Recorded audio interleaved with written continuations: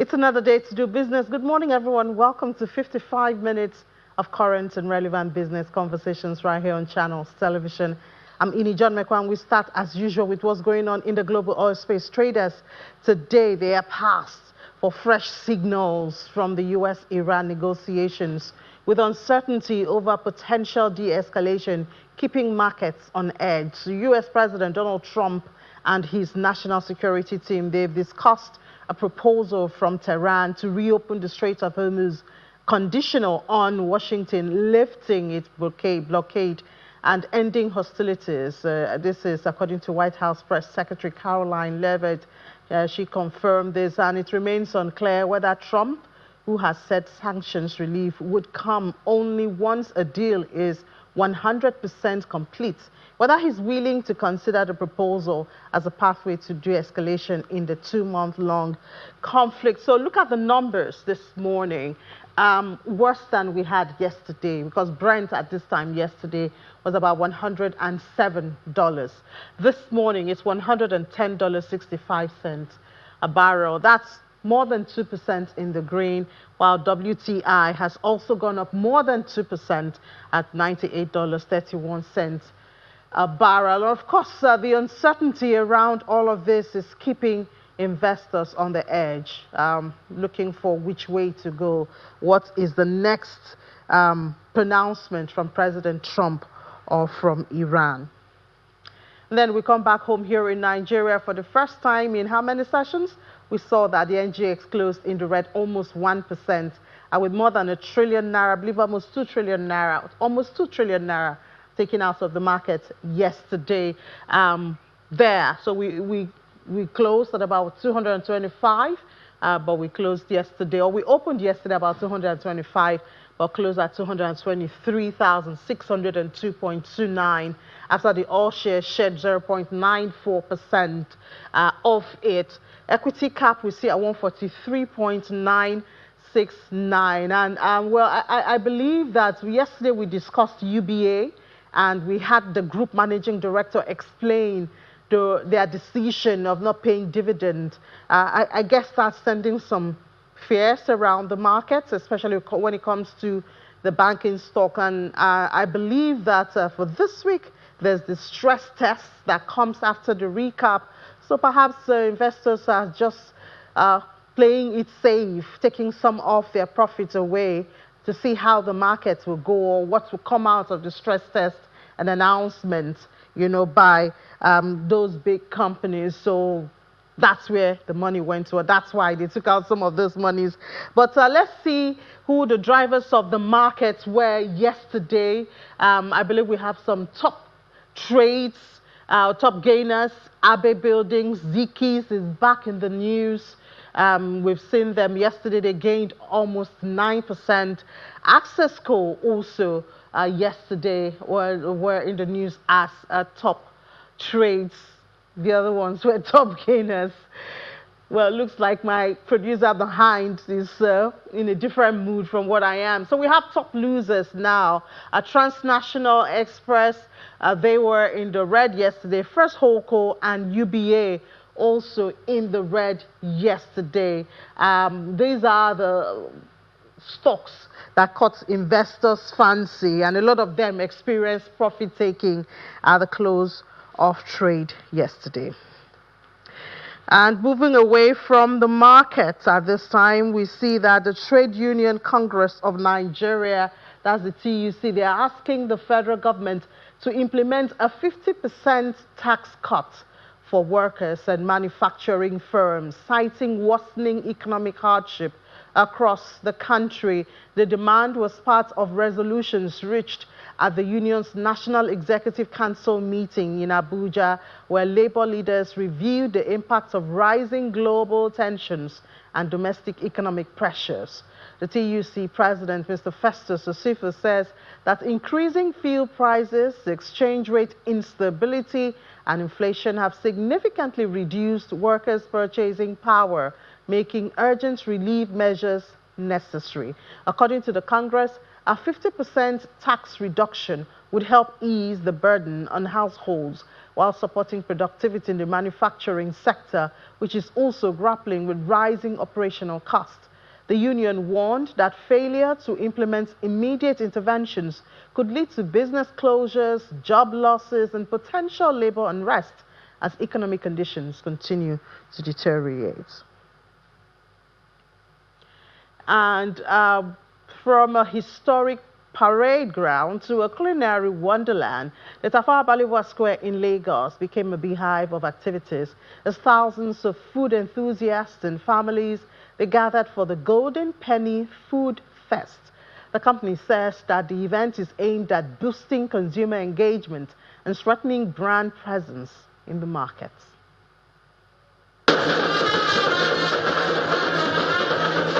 Thousands of revelers and food enthusiasts who stormed the TBS in Lagos meets a space completely transformed into an amusement park, courtesy of the Golden Penny Food Fest. You want to dance, Andy?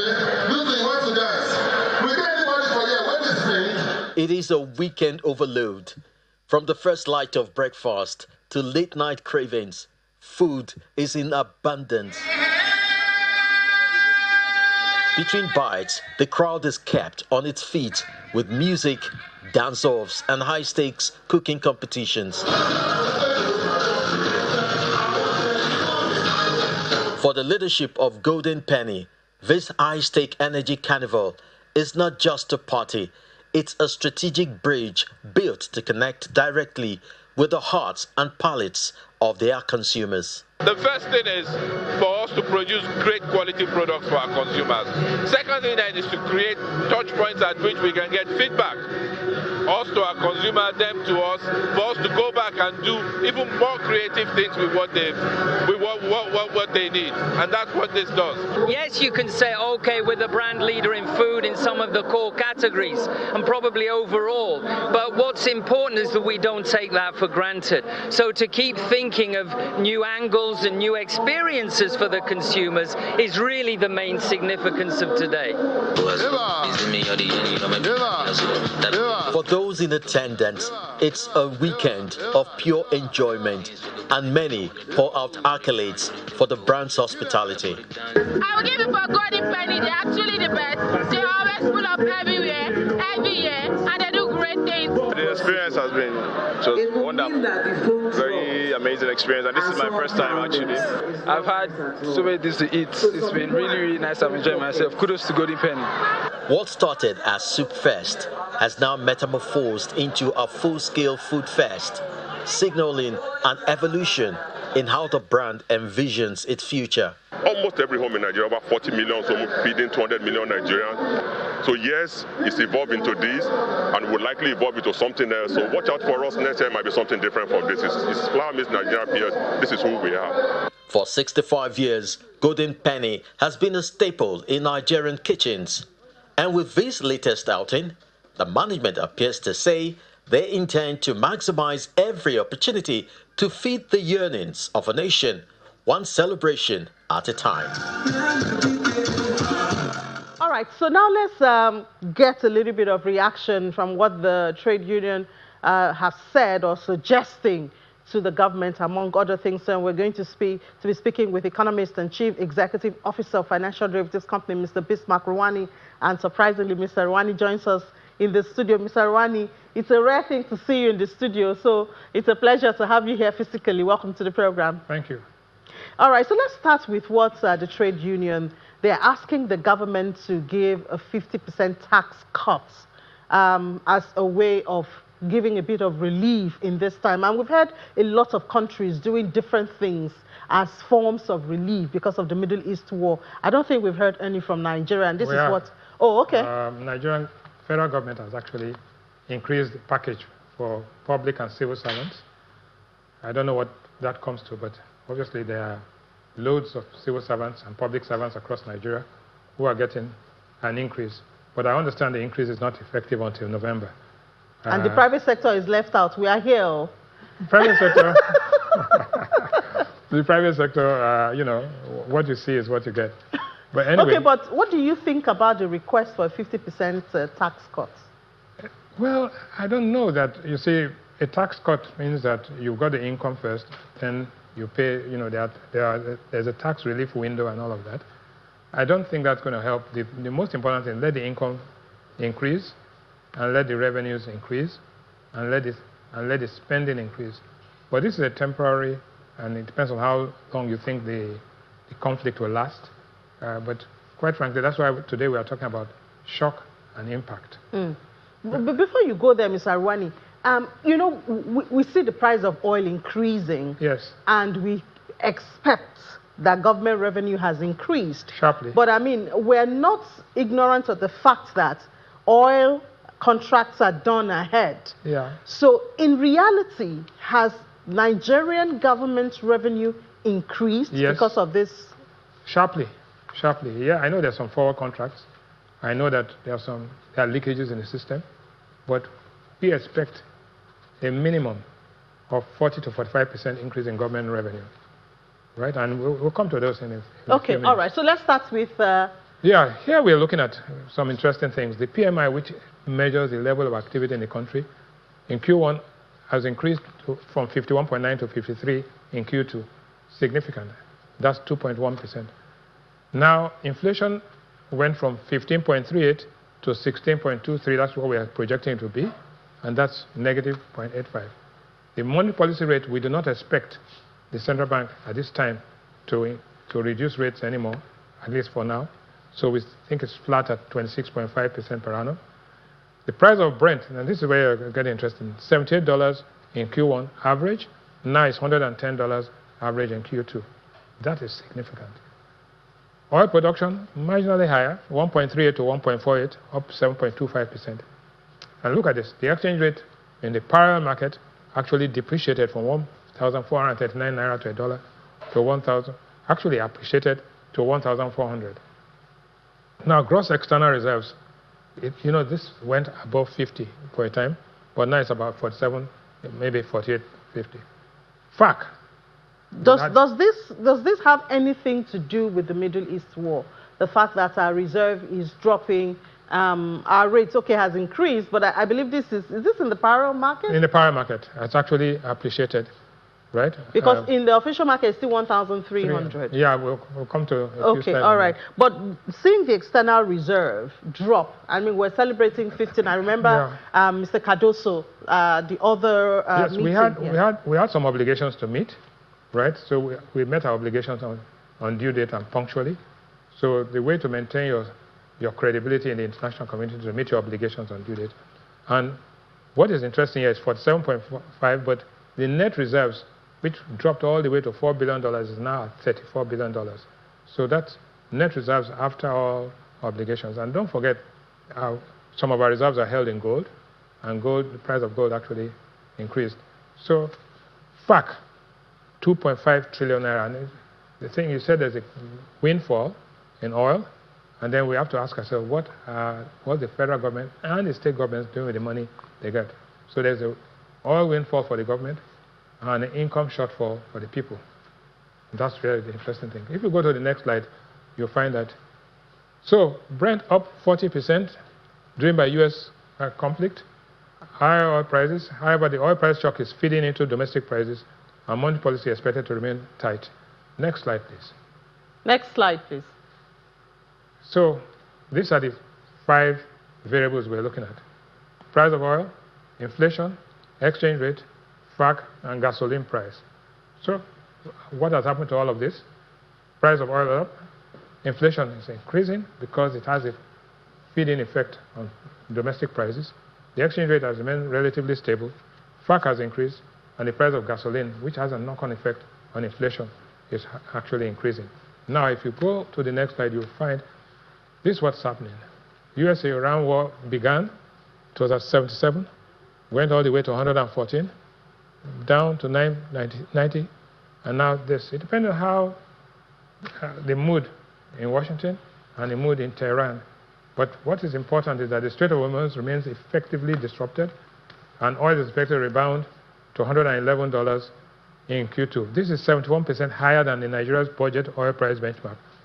When we had our budget, which has just been approved, we used $64 a barrel as our benchmark, and now we're 110. We are in the money. So what do you do with the money? So this is what you see, oil production all the way up here, and FAC allocation all the way higher here. So yeah, and we notice here, Mr. Rwani, Nigeria's FAC disbursed more than 2 trillion naira, 4-month high. Yes. So this is not just the federal government, it's but state governments. The states, the local governments. Everybody. Everybody's getting more money now. Yes, there's fiscal dominance here. And what do you do with the money? That's the thing. You see, one is when there's a windfall, you also have to do some adjustments. So you'll see the next slide will show you the picture of what has happened. So federal government has approved welfare reform for civil servants. Maybe they were listening to OCFO before now. There are 720,000 civil servants allowances employers estimated. So basically, annual cost is 290 billion. It's nothing. It's a drop in the ocean. FG has also approved 30% debt discount for domestic airlines. Too little, too late, and we'll come back to that because airlines are underwater completely. Federal government also approved 3.3 trillion payment to clear debts of the power sector, but the power sector is in toilet right now. Right? Nigeria increased 2026 budget from 58 trillion, from 58 trillion to 68 trillion. Trillion, I'm not talking about billions. So there's 10 trillion naira increase in spending. But is spending impactful? Does it have the effect? Does it help have a multiplier effect? We haven't seen that yet. Fiscal deficit now projected at 31 trillion naira, and that's the deficit. That's the difference between what you earn and what you are spending. So what the government is doing, the government is borrowing in anticipation of revenue, because the value of the naira today is better than the value of the naira you get. So smart thing to do. And look at Ghana, right? Ghana's 1.9% of GDP is in debt, and South Africa 4.1, we are 4.3, so we are lagging there. So if you go to the next slide, you'll see this is where it happens, right? What have we done with the windfall? Almost all the states are building airports and trying to run airlines. Well, you know the thing about airports? Only 4 airports, 5 actually, are viable. All the others are not viable. And of the airlines in Africa, only 2 airlines are profitable, Ethiopian Airlines and Kenya Airways. So you have unviable airports, unprofitable airlines, and yet the people do not have food, do not have water, do not have power. So I wonder, Mr. Rwani, before you go ahead, you know, we've had this conversation behind cameras a lot of time, why it does seem like state governments are really crazy about building airports, even when they do know, I mean, that it will not be viable. You have not created any path that would lead to productivity or the usefulness of that airport, and yet we spend millions and billions of dollars, you know, on this airport. Perhaps it's for personal gains. I'm not sure, but you see, children and toys. So people see aircraft and things like toys. Many of these guys come from a background where they're not used to, they're not elitist, right? So they get carried away by toys, and it makes beautiful photo ops to be opening the airports and sending the aircraft there, but it's not viable. Richard Branson said, the best way for a billionaire to become a millionaire is to set up an airline. So you go from billion to million. 1,000 million is 1 billion. So if you want to go from being a billionaire to be a millionaire, set up an airline. And that's what is happening out. And look at what has happened. If you see these airports, Ibom Air yesterday announced that they were going to cut back. It cost them about 1.7 million naira to fuel an aircraft. It's now 7 million naira. So they're cutting back. And on this morning's program and channels, you had the United Airlines man saying that they're not viable. So they're not profitable, they're illiquid, and now they're canceling flights. The first thing you see, on-time performance begins to suffer. Second, cancellation and knock-on effects. So and there's still the threat, I think April 30, the threat of downing tools or shutting down. Yeah, no, but you see, the government is actually giving them a waiver on taxes. The solution to aviation problem is privatization. If you concession the airports, right, and of course you have private airlines, and reduce the amount of tax you impose on them, they might just become profitable, right? But right now, they are struggling. And the problem with struggling airlines is that if you're not careful, safety begins to get compromised. The direct operating cost of an airline 40 to 45% is on aviation fuel, right? And about 20 to 30% is on crew, cabin and cockpit crew training and equipment maintenance. So it's a very tough business, but it makes good television views and all of that. Next slide, please. Next slide, please. So what we expect is that what is going to happen here is the exchange rate.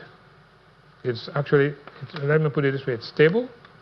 And you will find that what Nigeria has done, Nigeria has actually paid off all the obligations, forward obligations and forward contracts. They've also allowed, if you look at the PPP value of Naira, which is the efficient way of looking at the exchange rate, it's about 1,196 Naira, while the official rate is 1,356. So what the central bank has done is to maintain a very, very conservative and prudent approach. If they are to use the PPP approach, the Naira will be trading at about 1,195 Naira. But now they're doing at 1.3, and the parallel market is 1,400. The gap is quite narrow, and we are going to see that happen. Now, what do you expect? What we have seen recently is that the stock market has gone on a tear. You were talking about it just now. Or it went, people have made 50, 60% returns. But one thing is clear, there is a bubble, and this correction is inevitable. All right? So what are you going to do? You know what they say, beware the Ides of March, but sell in May and go away. So a lot of people, we are going to be seeing a reduction in share prices, and quite frankly, the future looks, interesting. There'll be election spending. Luckily, we have safe pair of hands on fiscal. We have very stable hands in the monetary policy area. So, generally speaking, we think that the month of April into May is going to be very interesting. But watch out for this correction in the stock market. No question about that. And look out for the listing of the Dangote refinery.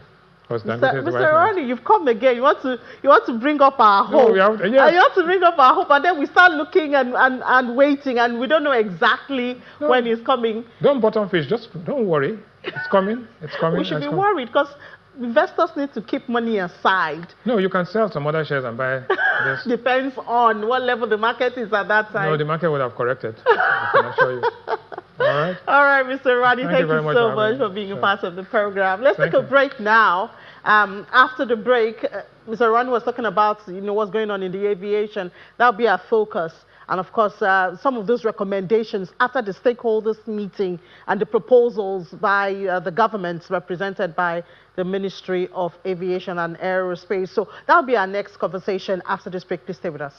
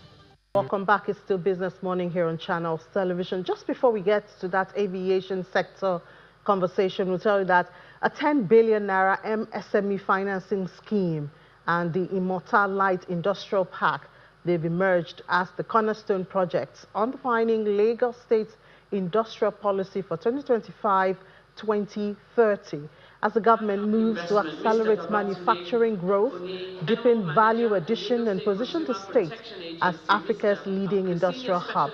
The State Commissioner for Commerce, Cooperatives, Trade and Investment, Falashade Ambrose Medebem, made this known during a press conference in Alausa, Ikeja, and she says that the launch of the industrial policy 2025-2030 will position the state as the industrial capital of Africa within the decade and also improve the ease of doing business in the state.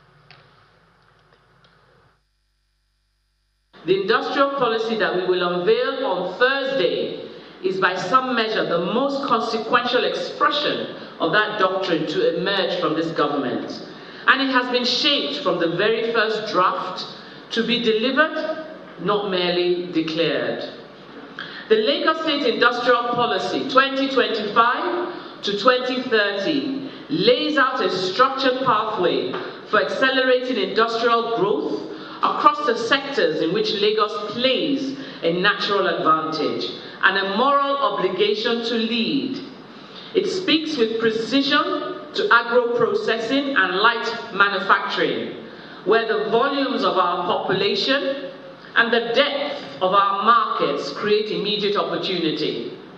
The most consequential commitment in this policy is the one that we have made to small and medium-sized manufacturers and enterprises. SMEs are the backbone of the Lagos economy. Through this policy, we are widening their access to finance.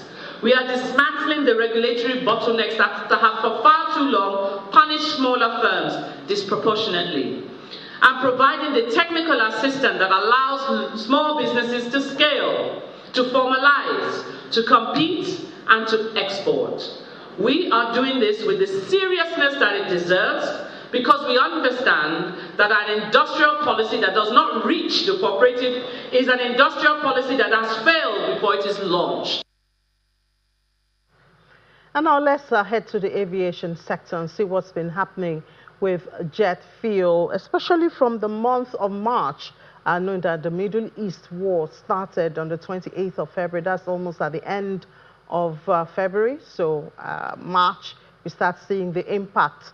And some of those things that we've seen happening between March till date is captured in some slides, which I believe my producer will share in a couple of minutes, so we know some of those things to lead our conversation. So there you have it, not the key recommendations, but you have the trends, the price movement for the period that we have seen. There you have it, the key trend since the war started by late February, and then March to late March, early April, we've seen the prices move, or the price move in different parts of the world. I guess it's also important to note that this is not a Nigerian thing.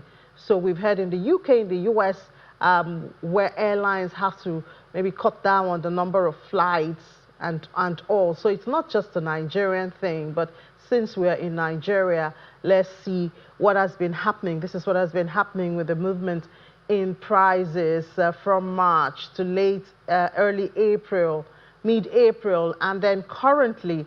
And of course, all of this has led to, we had that first threat to shut down services by airlines in Nigeria. And then we saw that they got the attention of the government. And then there was a meeting on the 22nd and 23rd to deliberate on the challenges of supply and pricing of aviation fuel. In attendance at that meeting, the Ministry of Aviation represented, Ministry of Petroleum Resources, NMDPRA, FAN, NAMA, NCAA, airline operators. At the end of the day, then they had some recommendations from the... There were some recommendations following that engagement. They had that the end user price should range between 1,760 and 1,988 per liter. and 1,809 to 2,035 per litre in Lagos and Abuja, respectively. The indicative prices are based on Platts average prices for the period 17th to 23rd April. Product purchase outside the window may be higher because of high volatility, of course, connected to the US-Iran war.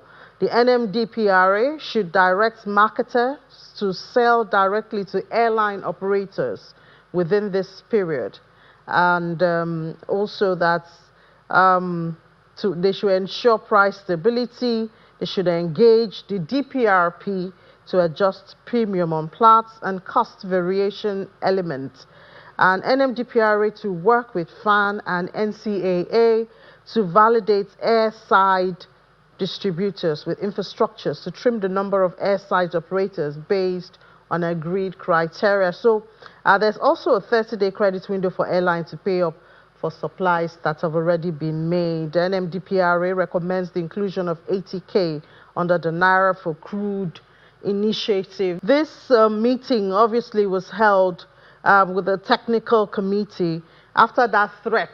I remember that they had already threatened, as the airline operators had threatened, that they will close services, close shop, whichever way you want to call it, by April 20. And then the government had called for this meeting for the 22nd. So they had the meeting on the 22nd and the 23rd and came up with this resolution. However, I wonder what the issue is, because I still hear of threats of closing shop again. I guess perhaps it's not hitting the target or the mark. It's not doing what the airline operators would like, or it's still not very good for them, talking about the pricing and supply. I believe we are supply sufficient, but when it comes to pricing, this is where the airline operators are having issues with sustaining operations. Mr. Ruwani just talked about how Ibom Air has now said they're going to cut down on their travels because of the cost of filling their aircraft for travel. So these are the issues before us, and I do hope that we would be able to get Mr. Achum to comment on this, and his network would be friendly. Mr. Achum, good morning. Welcome to the program.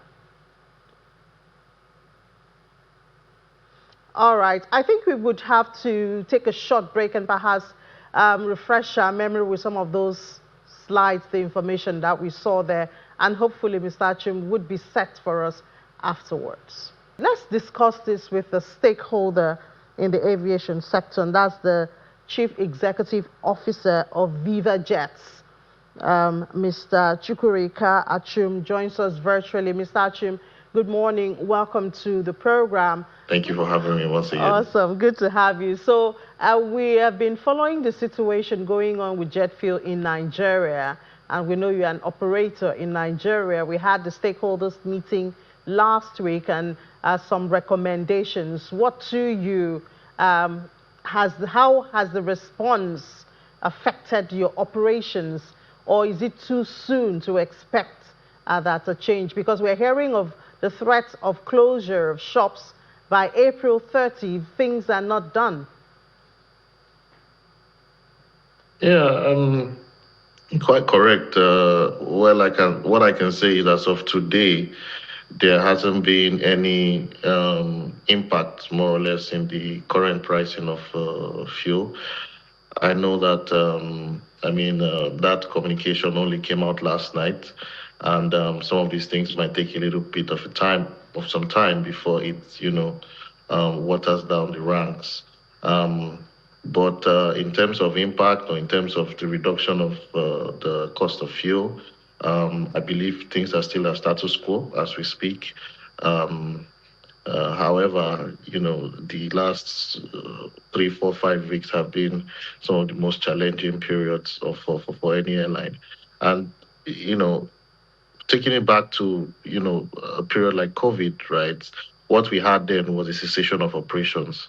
But here, you have airlines operating, albeit at heavy cost to them, piling up losses, especially in the macroeconomic environment like Nigeria, where our borrowing environment is quite harsh, for the airlines. So it's been quite a tough 4 5 weeks for us. So you're saying that it's too soon to expect us to feel the impact of the recommendations. But isn't there a timeline? How is this supposed to work to get these recommendations to, make impact? So I wouldn't say it's too soon, but we have to look at it holistically. On the side of the marketers, I believe they are subject to two regulators, which is the NMDPRA and, of course, the NCA as well. I'm not sure how fast NMDPRA can enforce, the pricing band which they had published, right? Of course, I'm sure there would be conversations around the fact that some of the stock were purchased at, a different price. I mean, that's usually the conversation. But in terms of as of today, we are still buying in Lagos. I can tell you, we are still buying. We loaded this morning at about 2,450.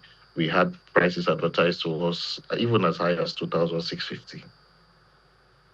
And can you share with us some of the impacts? We've heard of an airline reducing their routes or their movement. But for you run private jets and all. How has this affected your operations in recent times? I think the impact has been the same across board for us. We have, we buy fuel from the same marketers, the same depots. So in terms of impacts, pretty much the same, right? But specifically for the scheduled carriers, I think this has come, at a worst time for them. This is just the I would say low to medium season, right, where capacity is not at its fullest. The high season, of course, starts from the summer period, but right now with low capacities, the simple thing to do would easily be to cut frequencies. Like I said, right, with during COVID, we had a situation where all the airplanes were grounded, but in this case, flying with losses, could be worse than parking the airplane.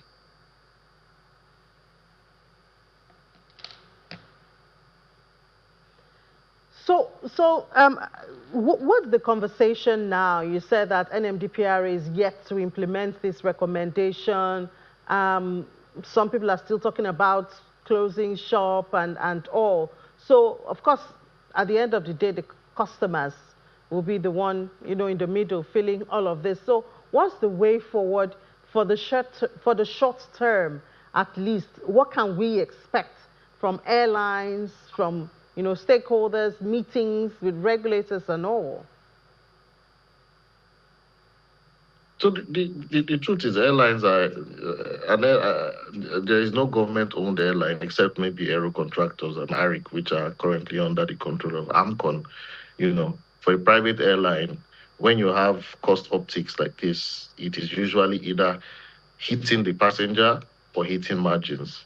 And every business would rather push that to the customer. Yeah, yes, you can absorb some efficiency costs, right? But I mean, in this case, right, it is either the customer is taking that bill directly, or the it's hitting the margins of the airlines. So government, of course, had to very quickly intervene, and I think this intervention is even much better than the 30% debt discount. I mean, because for you to be able to even accept the discount, you must have the money to pay the remaining 70%. So with the airlines being in this shape, I think this intervention by the NMDPRA is, the most apt at this point in time, having, to control that price, at least to ensure that, we are able to take fuel at costs that are actually not taking us out of the market. Implementation is another problem, right? I don't know. We don't play in that sector. They're only a service provider to us, but we don't know how instantaneous the NMDPRA could enforce the oil marketers to, immediately start to discharge products at that price. What about the requests or the recommendation of feel for Naira? Does that sound like something that we can see in the nearest future?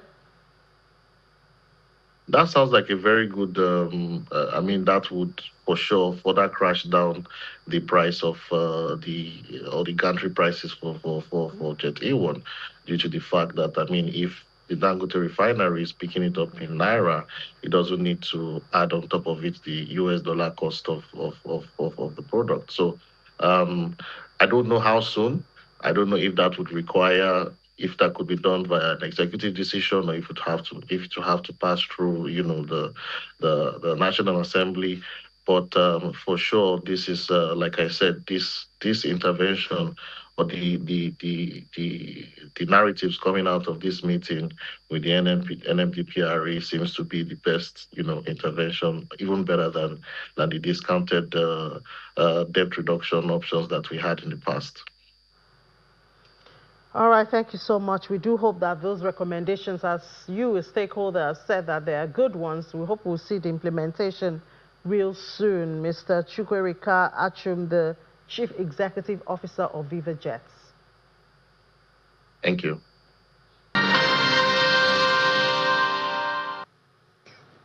All right, so now it's time to go global and see what's happening at the moment for the early hours of Tuesday. And we're starting first, especially with the markets, with the European markets. We see that the European markets, not just European markets, also the Asian markets, they're trending lower. It was a negative close for most of the Asian markets, but then a negative opening for for European markets. As you can see there, that most of the investors, they're kind of wary about US President Donald Trump, who has been dominating the news across the world, market-wise, politics-wise, and others. So, and it also has to do with the US and Iran's peace proposal. So for the pan-European stocks 600, which is more like the benchmark for all the European stock bourses there, they opened lower, about 1% lower after trading began. This is also correlates with the oil prices, which ticked higher in early deal making. For the UK FTSE was down by 0.1%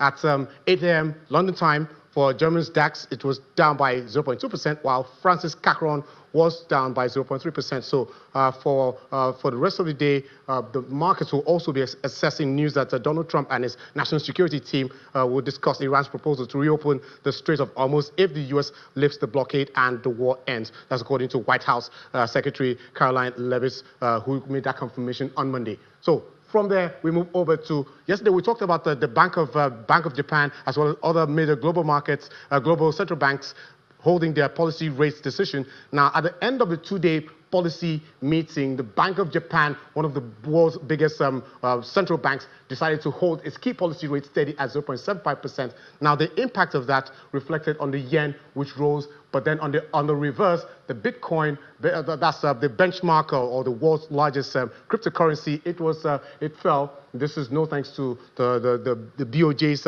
announcements of keeping its rate all steady. Now, all eyes are turned to the U.S. Federal Reserve's meeting. It begins today, but the outcome would be made tomorrow. So now the market's expecting that the U.S. Federal Reserve will keep its key benchmark interest rate within the range of 3.50 to 3.7%. So we'll look out for that for Wednesday's trading session. And from there, we move over to one of the company news. BP, that's British energy giant, is reporting a better than expected beating forecast for its Q1 profits. It came in at about $3 billion within the first 3 months of the year. That's between January and March. And that's up against the $1.38 billion which was reported in the same period of last year. So it's and this is largely driven by the Iran war, which drove up the oil prices there. Remember, sometime last year we also talked about oil windfall and, you know, the impacts of higher oil prices on companies like this. So BP is one of them, and it's also coming, which is the very first result under the new chief executive, Meg O'Neill, who took over at the beginning of April when her predecessor, Murray Auchincloss, left after just about less than 2 years in the role. So that impact we see, positive news for the British energy giant. And now another British energy giant, and this time is Shell, which has agreed to buy Canadian shell producer ARC Resources for about $16.4 billion. So this is coming as, you know, the move marks a major bolstering in its operations across North America after Shell had sold its shale business in the Permian Basin in Texas to ConocoPhillips. That was back in 2021, and that deal was consummated at about $9.5 billion. So from Shell, we move over to the UK, where we see that UK shops, the retailers, the retail price have fallen from 1.2% to 1%. That's according to latest information from the British Retail Consortium, BRC. So they confirm that this is the softest pace of increase since late 2025, and it comes as the retailers applied heavy discounting to goods such as clothing and furniture, and that's in a bid to bring in more customers because they need more money. So obviously they just had to do that heavy discount and make sure that the retailers get a good bargain for their money. And from the UK, we move over to Spain, which the jobless rate has increased for the most since the pandemic.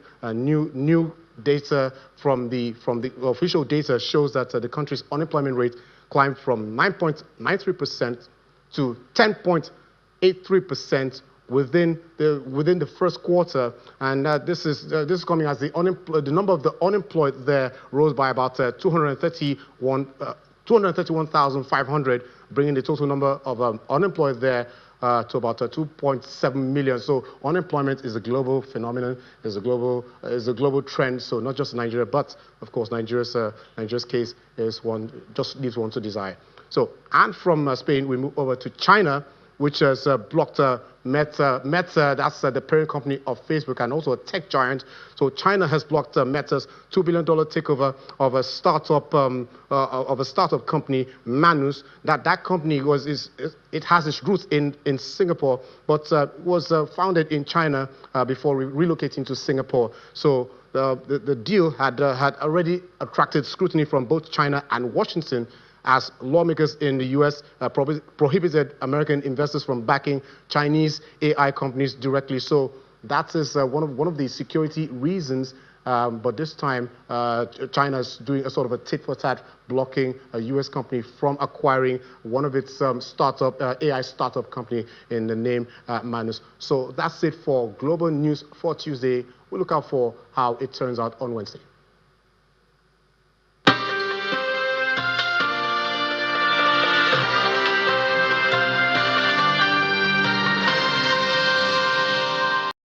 All right, now, just before we go, let's see what's happening at the markets. The markets this morning has recovered. Guess what? I was telling you earlier when the program started that the oil share was at 223,000. Guess what? We are back to 227,000 in just a couple of hours. From 9 a.m. to 10:55, 1.5 hours, the market has gained 1.57%. I wonder what it will look like at the close of trade. And the most active stocks, Wema Bank is up, Fidelity is down, Access continues that down, profit taking on it, UBA 10% down, and United Capital is up 7.08%. Airtel Africa has also recovered, as well as Unilever Nigeria. So that's how the market is looking really vibrant in early trade, and we hope it sustains that to the close of trade. And that's it on Business Morning today. Thank you so much for being a part of the program. Always a pleasure doing this 55 minutes with you. Let's do it again tomorrow. I'm Ini John Mekwa. Bye-bye.